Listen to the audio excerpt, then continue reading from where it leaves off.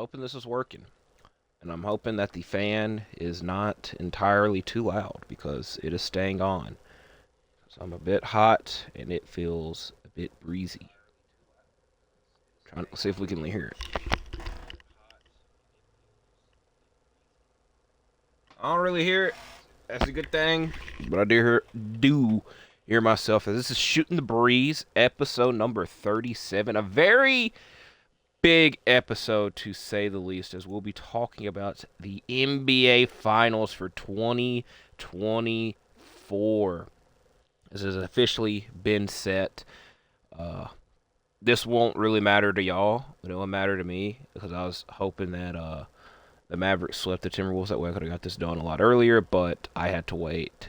Regardless, not really the biggest deal. So in this episode of Shooting the Breeze, we'll be talking a little bit about the finals that are coming up and some things about AEW following Double or Nothing and on the road to Forbidden Door. Now, before we get really in depth, got to go through our weekly My Team update.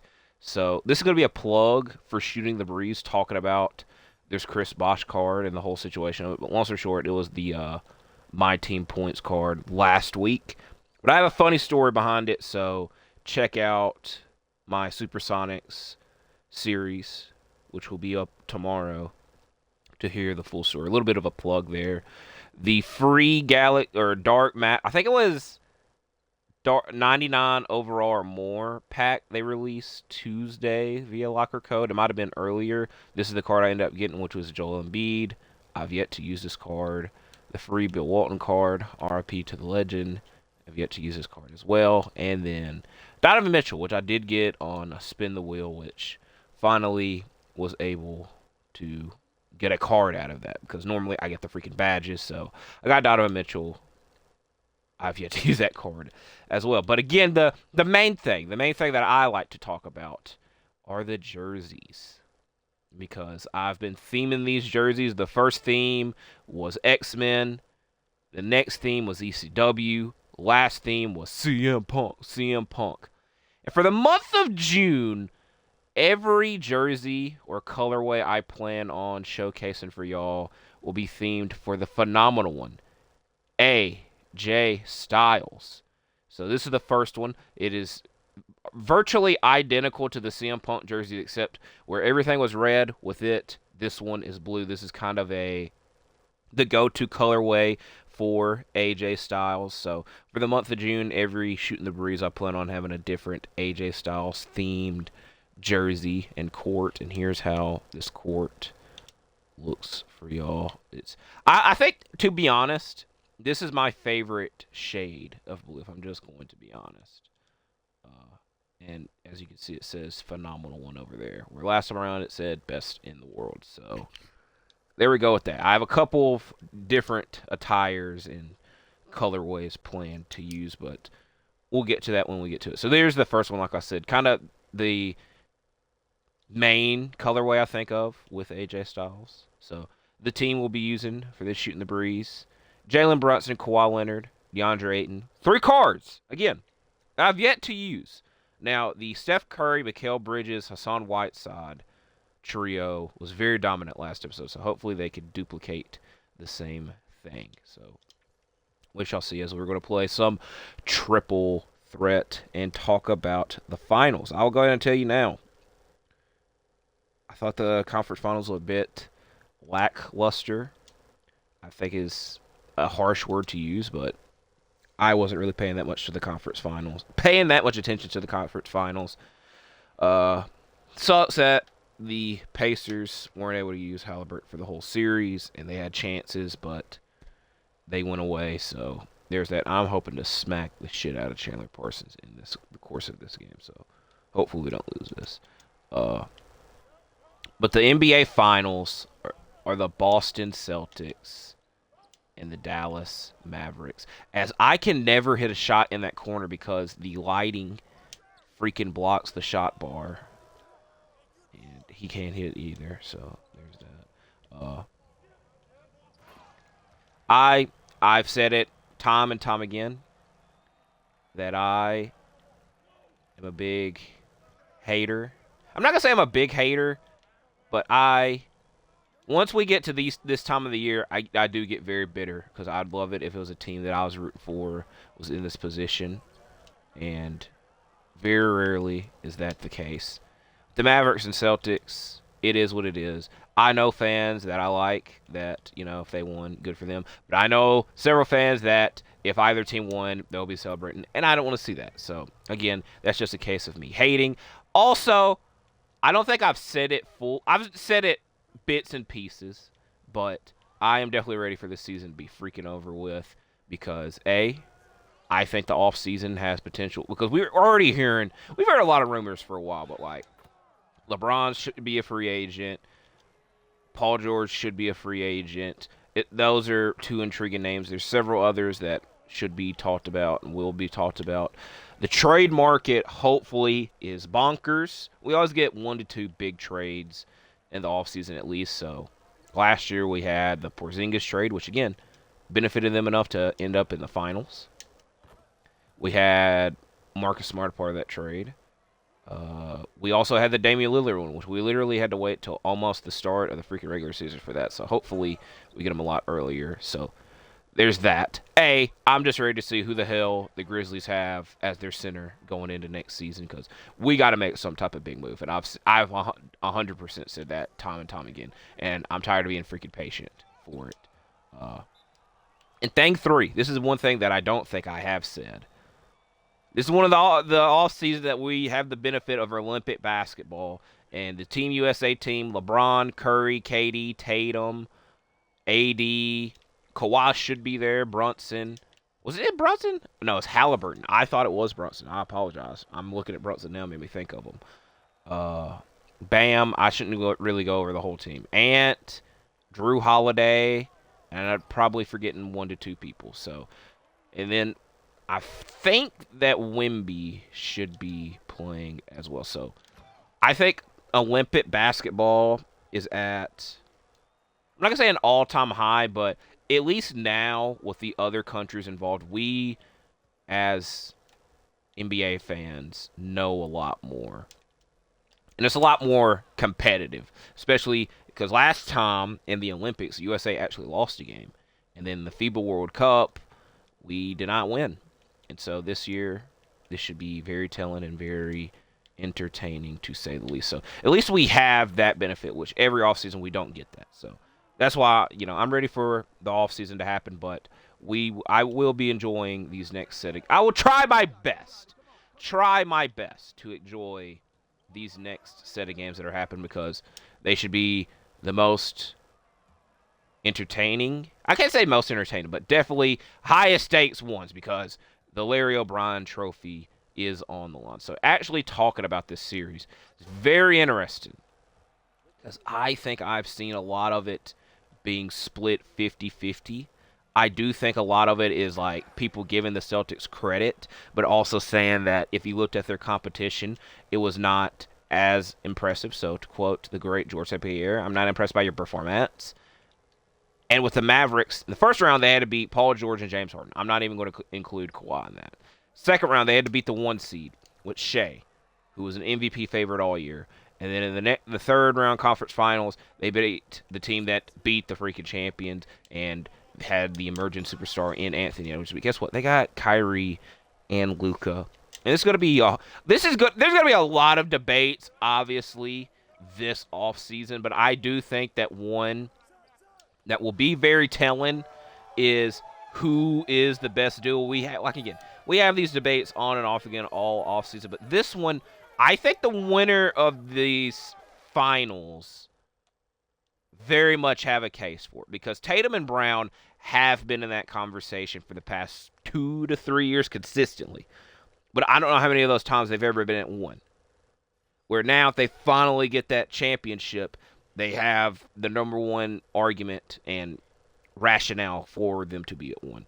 Kyrie and Luka, people are already saying they're the greatest offensive duo of all time, and they haven't even won a championship. Like I said, they haven't even been. They're just now getting to the finals. So that's a telling conversation piece of this that there's a lot of things that you can look at. Kyrie playing against his old team, Porzingis playing against his old team. I'm hoping on everything that Porzingis is able to play. But again, like I said, I think a lot of the debates and talk about this thus far is that it's very 50-50. I think people just don't really want to give the Celtics credit for making it to the finals very easily because, again, like I said, a lot of every round that they played against a team that was injured. So Heat didn't have Jimmy. Cavs did not have Jared Allen. They did not have Donovan Mitchell for the last 2 games. Pacers did not have Tyrese for the last 2 games. Where now Kyrie and Luka should be there. So is that going to come back to bite them? I don't really know. Again, also, the Celtics were the number 1 seed by a large-ass margin. And again, it's just a case of people not really wanting to give this team the credit. I will. Because, again, they were the number 1 seed. And when I look at the Eastern Conference and outside of the Bucks and maybe Knicks, I don't really know this year who the hell is supposed to challenge them. I think the Cavs, if they had Jared Allen, it would have been a better series, but the Celtics probably would have won. The Heat, they did it last year, and it was mainly due to Jimmy. It would have been extremely difficult to duplicate that for a second time, technically third time if you want to count the bubble series. But, fool me once, shame on you. Fool me twice, shame on me. Fool me 3 times, F the peace sign. So I don't really know what the hell would have happened. But again, the Celtics won. Can't really worry about it now. And then, like I said, with the Bucks, I thought the Bucks were going to be a way better team this year. And then they just did a bunch of head-ass shit all year, if I'm just being honest. Firing A.J. Griffin, hiring Doc Rivers. And they just never had that togetherness that they needed to win a championship, as my dog just snored out loud. So, and then, like I said, the Knicks are was again the big question mark. So they don't matter. They're not here. The Celtics are. So I'm giving them credit. They're in the finals. I'm gonna say in the conference finals. They're past the conference finals. The Mavericks, the Western Conference, tough as F at the moment, and for them to come out, good on them as well. So again, giving them, like I said, I try my best to limit my hating, so I'm giving my kudos here. That being said, like I said, there's people I know that like the Mavericks that I'm all right with. There's people that I know that I don't like that like the Mavericks. Same thing goes for the Celtics. So it's a damned if you do, damned if you don't situation. So I'm rooting for good basketball. I'm rooting for 7 games. And it's kind of crazy because I think if it is Game 7, it would be a Tuesday, June 23rd, which I'm not going to – that definitely is not the latest the finals have been because they were just in October and July 3 years ago now, 4 years ago now. So there's that. So my complete analysis on the series, I think the Celtics are probably going to present the Mavericks their best defense so far and can challenge the Mavericks a lot via that way. But again, this is what everybody's trying to the analysis that people are providing is that the Celtics were kind of lackluster a lot of ways in the conference finals and throughout the earlier series as well, but mainly the conference finals, that it will come back to bite them in the finals. Will that happen? I don't know. I will say shot selection and shot making will probably be a little bit more difficult, and shot selection will be very key. But you could say a little bit of the same for Dallas as well. So I'm not putting too much stock into that. It is what it is. But I will put the Celtics defense at a high level, and I think that's going to be the biggest factor in this series. So all in all, I'm hoping for 7 games. I think I'm going to go with Celtics in 7. I don't really know. Again, I can say that. Again, like I said, I'm rooting for a 7-game series regardless. It doesn't really matter who wins at this rate to me. But I think everything is pointing towards the Celtics. And if not, I don't know what the hell. Are they going to. I don't know what they do. I think they would have. I would run this same team back next year, considering they made the. I think they would run the same team back. This team was proved that they could be in the finals, but I don't know what the hell they add to the team. So I'm going Celtics in 7. I do see a lot of people picking the Mavericks and being okay with the Mavericks, and you know what? That's okay. That's fine and dandy. Let's hope for some good basketball, because this will be the last basketball we see for a handful of months, because I don't know when. think the Olympics are in. I don't know when the hell the Olympics are. And also Summer League. Summer League growing up to me was not really the biggest deal. And it wasn't until like the Zion Summer League that I started really noticing Summer League. So I don't know what Summer League is as well. It also, the main reason I'm bringing this up is because at the bottom, the little like headline thing during the Game 5 for Mavs Timberwolves, it said like pre-order or secure your tickets for the NBA 2K25 Summer League. And again, I probably should have looked at it there because they probably had it the other day. But I'm like, damn, we had NBA 2K25. Damn. Can you go ahead and shoot the ball? Thank you. That's all. That should be off him. They just said it wasn't off him. Okay. I'm going Celtics in 7. If the Mavericks win, I ain't against it. I will say Kyrie Irving 100% secured the Ja Morant award in my award section and a NBA trophy. Hell, I'll even throw it out there. A Finals MVP would solidify that 110%. One of the rare cases you go over 100% for something. But I'm just glad that, and again, I've said it several times now, I'm just glad that we're back to basketball conversations with Kyrie. For the longest time, it wasn't the case. So I'm giving credit there as well. So let's hope for a good NBA Finals. Because I'm trying to think a lot. Last year's was very quick. I think is the best way to describe it. I'm not going to say it was boring. It was very quick. The year before, I was on some hater shit because I won't lie. I did not want the Warriors to win that, and then they freaking did. So I was bothered as hell with that. The year before that, Suns and Bucks was very good and unexpected, I think was the word for that. And then 2020, it was, let's just get this over with. Let's get this bubble stuff over with. So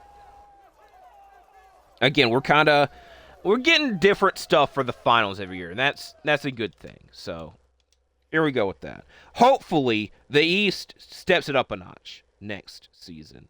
So there's that. As now we move on to our main other topic, wrestling. Yay! Now, King and Queen of the Ring happened this past weekend as we get another freaking badge pack. But besides my guy, the Ring General, now the King General, Gunther, winning the King of the Ring tournament, I'm not even going to acknowledge the pinfall situation that happened in the match. I don't really think there was much discussion-wise to talk about with that. And I'm filming this before SmackDown happens. And also, Clash at the Castle happens in like 2 weeks, which I think is a bit nuts. So, WWE-wise, congrats to my guy Gunther on winning the King of the Ring. I will say, I don't know how I feel about this world title match at SummerSlam for him because more than likely it's going to be him versus Damian Priest, which Gunther can have a good match with anybody, but I don't think that's going to be like a SummerSlam main event spectacular. Or it's going to be him versus Drew McIntyre. And I do have my reservations about Gunther going over in that match. So I will say I am definitely concerned about this match at the Summerfest. Now I will talk about AEW, as they had the benefit of being the Sunday night pay-per-view and the main headliner out of this weekend, to be honest, if I'm to like be honest with you, because A, a lot of craziness happened at Double or Nothing, and B, I think it was a little bit of a better show. But like I said, a lot more happened on this event. I'm not going to talk about every little thing, but I'm going to talk about some. So thing one that is on my notebook. I really like Double or Nothing. Like I said, I've said it 2 or 3 times. A lot of craziness happened. I do think that the Dynamite this week should have like capitalized on Double or Nothing, and they really didn't. Like the main event, we didn't see any of Danielson or FTR or Darby Allin, which to be fair, I guess that's just them still in the effects of the Anarchy of the Arena. And then the Elite segment, while I do appreciate Kazuchika Okada saying "shut up, bitches," that was very funny. It didn't really feel. I felt they could have like had a bigger moment after, and they really didn't. The world title match, Swerve faced Kill Swatch on Dynamite. That wasn't a world title match, but again, there's no Christian on Dynamite. Mercedes Monday. I will say that the main thing about Dynamite was the Gauntlet match, which I will talk about later, and I'm not hating on it. and the Mercedes Moné segments because she got a celebration and a match out of it. And it's weird because you think they would have announced a Mercedes Moné match in advance, and they didn't. So they announced it during the course of the show. So there was that. I wasn't too thrilled with it. So I just wish that Dynamite would have capitalized on Double or Nothing a little bit more. And the thing about Forbidden Door is when I think of the Dynamite after Double or Nothing, I will always go back to that 2022 one at the LA Forum, and it just felt that was such a good time period for AEW. And I've said that time and time again. I'm gonna try my best to stop talking about it so much, but I always think of that. I think of that episode a lot more than I probably should. And this episode didn't feel like it. Also, if they would have had that old stage, I probably would have thought of it again as well. But one of the notable things that did happen at Double or Nothing was the return of MJF. It was going to happen at some point. I thought it was going to be a lot later, but it happened here. It was a big moment. Everybody was celebrating. A lot of people were celebrating it and fine with it, as he did look a lot like O2 Triple H. I will say, though, I hope they know what they're doing. I hope they know what they're doing with MJF, and they just didn't bring him back for the sake of bringing him back. It also, I think, a lot of it is bound on when Adam Cole is able to compete, which at this rate, don't really know that either. Now, I do have a fantasy booking suggestion that they should do the labors of MJF via sort of like the labors of Jericho, the labors of Punk that they did in the past, but this time around, it's Adam Cole picking the stipulations because MJF wants to get his revenge on Adam Cole. Because again, like I said, don't know when that MJF Adam Cole match is going to happen. So, and do that, and if they have that, then you get MJF and Adam Cole at All In. I'm hoping and thinking that Adam Cole will be cleared by All In. And they could have that be the opening match. And they can market it as, oh, the match that closed last year's show opens this year's show because they're ready to end their beef. And I do very much expect MJF to win that matchup when it takes place. So when we talk about trilogy, that's technically a trilogy because they did have the initial match on Dynamite that ended in a draw. Again, my dog is snoring like a motherfucker. Hey. I didn't mean to wake him up, but I did. I'm so sorry. It was a distraction.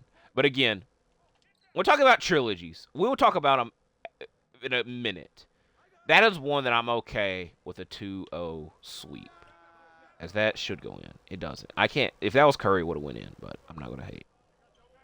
So, moral of the story, I hope they know what they're doing with MJF and they didn't just bring it back for the sake of a big moment. And, again, it was a weird thing that he wasn't on this week's Dynamite, but they did announce him for next week. Other thing to talk about. Probably the most notable thing to happen at Double or Nothing, as I don't think that was a goaltend whatsoever, is that Adam Copeland sadly got hurt in his barbed wire steel cage match with Malachi Black. I will say, I don't know what era, what age that Edge, Adam Copeland, would have been able to do that maneuver where he jumped off the top. I don't know why the hell he did. I don't know. And it sucks because there's an interview with him and Chris Van Vliet. And he said this in several interviews, but this is the most recent one. And he kept saying that he doesn't have that much time left in the ring. And it very much would depend. Like, he's setting a time for it, and depending on how he feels at that time will determine how things go. And I don't know if this situation now, because I think the estimated time that he'll be out is like, I don't know. I'm not a doctor. I'm not even going to speak out of my ass. But people on Twitter, and I'm saying Twitter doctors in quotations, were saying he should be back by Wrestle Dream. That's in October. Again, that'd be a good time for him to return because that's where he debuted in AEW. But again, it sucks. The whole situation sucks. And now they are vacating the TNT Championship and having a ladder match at Forbidden Door. So, my 5 suggestions for who should be the next TNT champion. I'll give an honorable mention because it's Forbidden Door, New Japan talent, and talent from other companies to be per se should be involved in this matchup. I would suggest a New Japan talent, but I don't really know one specific to name. So that's why it's an honorable mention. Number 5, I'm going to say Ricky Starks because I want to see him back on television, even though everybody thinks that he ain't going to be a part of AEW much longer. But I want to see him back on TV. I think this would be a good spot for him. But like I said, that's him at number 5. Number 4, and I can't say this is a spoiler alert because by the time this is uploaded, the match would have already happened. But Konosuke Takeshita, who's the first participant in this match, already announced. He needs something, if I'm just being honest. There's so many times where he's gotten a big opportunity and he just loses. Where now, again, this is another chance for him to have a big opportunity. He takes advantage of it, and we get some good TV matches out of him. So, Konosuke Takeshita at 4. Number 3, and I think, to be honest, probably sadly, the most likely winner of this, as on Dynamite, I definitely thought for several seconds that he was already the TNT champion. Jack Perry, I think they very much want to have the Elite, all members of the Elite, having a championship. And again, this is them giving Jack Perry a championship. So there's that. And I don't like it, but it is what it is. Number 2, Claudio Castagnoli. He's been putting on some good matches as of late, and it's very weird because it seems that the Blackpool Combat Club kind of are going all different directions because Moxley's IWGP champion, Danielson's doing whatever Danielson's done, and then Claudio's just kind of doing whatever. Or if he's in a championship title hunt, it would make for an interesting thing. And he had a very good Ring of Honor World title run. I think it could be very similar here. Number 1, I think this is something that I've suggested time and time again, and this is a great opportunity for it to happen. Switchblade Jay White. I said whenever the hell Juice Robinson comes back, you swap him and Jay White, and then you get Jay White in the singles title picture. And the one I kept suggesting, hey, was the damn TNT title, because I would have loved a Jay White-Adam Copeland match. I also might have called Adam Copeland Adam Cole. I definitely called him Edge at one point, and that was on purpose. If I called him Adam Cole, it wasn't. But I definitely wanted to see a Jay White-Adam Copeland match at one point or another. And to be honest, depending on how long of a reign they want to give Jay White, you could have that match set up once Copeland is able to return and healthy. So there's just a natural build for that to happen. But I just want Jay White in the singles division. And I've seen 2 to 3 videos, at least 2, talking about Jay White's run in AEW. And again, I've talked about it several times on the channel. It's been so weird because the negatives outweigh the positives. The negatives, the Bang Bang Scissor Gang, that singles match he had with Billy Gunn, the match he had with MJF, the whole build for the match with MJF.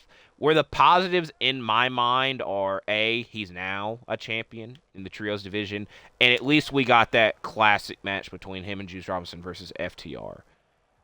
But now, like I said, it's time to get like real serious with it, to be honest. And I've kind of always looked at it from the perspective of, I think that he would be doing well in WWE. Where now, if you're giving him an actual proper title run, that could prove me wrong. Because as of right now, that hasn't really been the case in my opinion. So, TNT title's vacant. We will see what happens come Forbidden Door. Now, the main reason I'm doing this, shooting the breeze, is because I more than likely, at this point, 99% sure I'm not doing a fantasy booking, as that somehow got blocked. I'm 99% sure I'm not doing a fantasy booking for Forbidden Door because I'm not as familiar with the New Japan roster like I was this time last year. And to be honest, a lot of the top stars in the New Japan roster, A, left in Kazuchika Okada and Will Ospreay, or are just highlighted by AEW, a.k.a. Jon Moxley. And I don't know what all other... I know that CMLL is the other company as of right now that's supposed to be involved in this event. So I don't know what all will happen. So depending on timing and announcements and whatnot, I more than likely won't be doing a Forbidden Door fantasy booking video this year. But I'm at least covered some topics on the event right here, to be honest. So you take an egg, you crack it, you use it in one form or another. That was a terrible comparison, but I don't know why I thought of it. As now the last topic, the one that's probably in the title of this video before. I'm going to get a drink of water first.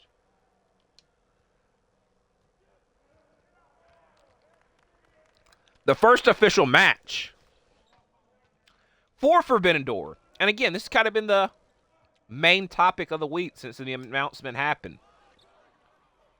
Swerve Strickland defending his world championship against the international champion Will Ospreay as he extends his record to 2-0 in the Casino Gauntlet match.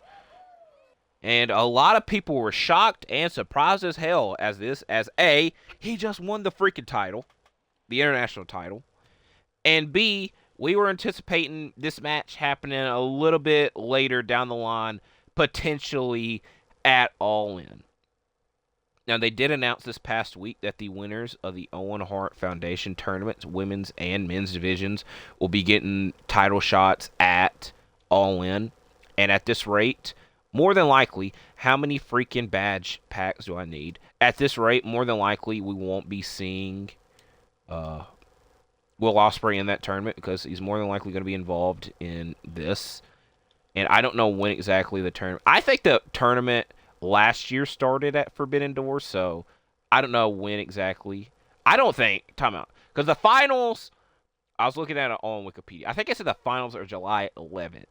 And then Forbidden Door is June 30th. So I would imagine the tournament starts a bit earlier than that. But I don't know entirely because it hasn't been announced. But like I said, I suggested this match. A lot of people suggested this match. A lot of people thought this match was going to be the big match for All In. Will Ospreay at Wembley Stadium. He's talked about having a big match. He had a match there last year. It was against Jericho. I don't know if you'd necessarily call that a big match, but this would have been a humongous match to have at All In. And now we're getting it several months early. And it's weird because a lot of people think Will Ospreay is going to win this match. I think it's like 75-25. Probably 80-20. Because he just won the international title. I don't think they're going to go the double title route with Will Ospreay. Also, Swerve has a lot of momentum. It would really F that up if he freaking lost the title that quickly, to be honest. Because his reign, he's not held the title that long. I was trying to guesstimate how many days. I don't even really know. So, it's a weird match to have happen this early. Because, again, this is a big... Probably your two most over acts in the men's division. Biggest acts in the men's division. And consistent acts. Because they've been the main ones contributing to singles matches weekly since after Revolution. So, hey, you want to keep snoring and it freaking... Hey, you can sleep later. It's distracting as hell. So, there's that. Now, to wrap this up, a lot of people are suggesting that Hangman Page be the one to win the Owen Hart Cup. And I was talking about earlier trilogies and whatnot. I'm not the biggest fan of that idea. Because I think I've talked about this before. He's really going to keep snoring. I appreciate it. I ain't really going to get mad at him anymore. Swerve is up on Hangman 2-0. And technically their series is 2-0-1. So the story right now is Hangman can't beat Swerve. And I really doubt that they have Hangman beat Swerve at All In. I don't know what real benefit it would have to have this match again just for Swerve to win again. If you know what I'm saying. And I keep comparing this feud. And so you can't say I'm dissing. You can't say I'm dissing. Because I keep comparing this feud very much to Bret Hart Stone Cold 1997. Where they had 3 matches. And their third match was the In Your House After Revenge. Or I think it was Revenge of the Taker was the exact name. After WrestleMania. And again, I keep comparing that Full Gear Texas Death match to the submission match at WrestleMania 13. That was the match that made Stone Cold. That was the match that made Swerve. But I think they messed up in having Swerve win. In my opinion at least, they messed up by having Swerve win that match. because I still think if he had that performance and Hangman won, he still would have been as over or cared about. Just like Stone Cold didn't. Again, my main argument for this is Stone Cold did not win any of these matches against Bret Hart, and look how much he still benefited from them. Where now, in a trilogy setting, Swerve is up 2-0 on him. I don't see Hangman winning because Swerve is got all the momentum right now. Hangman doesn't. And them doing this match a third time just for Swerve to win would really irritate the absolute hell out of me. It really would. And there's probably other times you can compare this as well. I think one, again, that's more recent is Briscoes FTR, where the Briscoes are up 2-0. But again, the second match at least was a 2 out of 3 falls match. And you could say, hey, at least we know the Briscoes can beat them. So there has been times where the trilogy has been 2-0, and then, as we did hit a shot, I'm happy about that.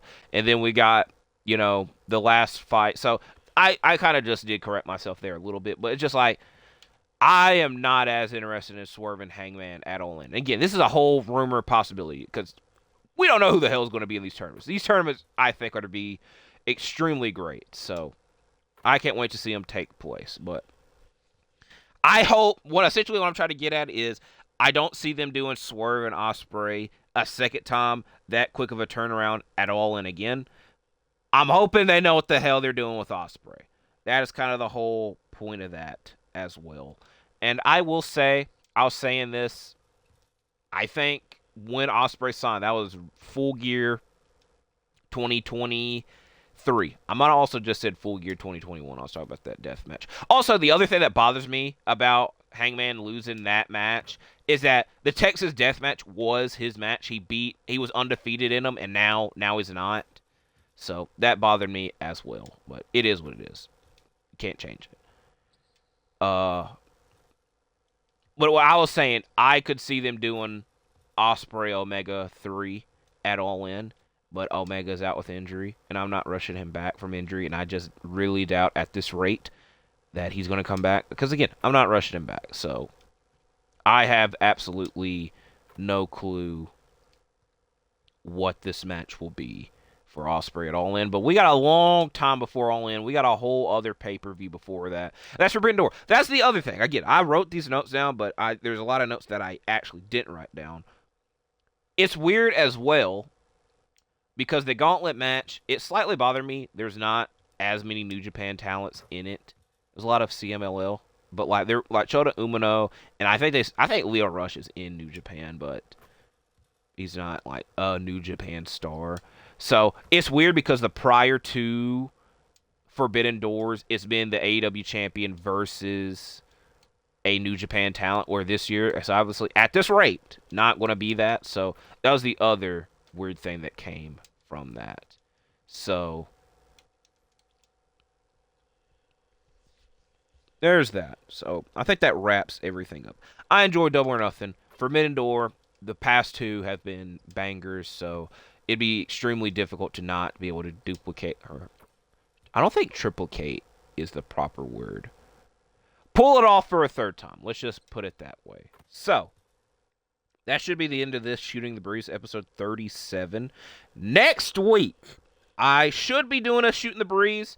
It will be weird because, as of right now, if I do it again on Saturday, only one game from the finals will have taken place.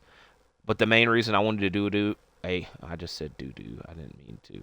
The main reason I wanted to do another Shooting the Breeze is because NXT Battleground's taking place that Sunday. And I am very interested in that card because they had a great episode, a big episode of NXT this week with the debut of Ethan Page and the surprise appearance of TNA Knockouts champion Jordan Grace. So there's a lot of momentum and hype around this Battleground card. So if I do a Shooting the Breeze next week, that will probably be the main topic, is talking about that event. So I'll see y'all when I do see y'all. Hopefully y'all take care. Have a great rest of your weekend. Stay safe, and I'll see you when I see you, even though I think I said that twice, but that just makes it twice as important.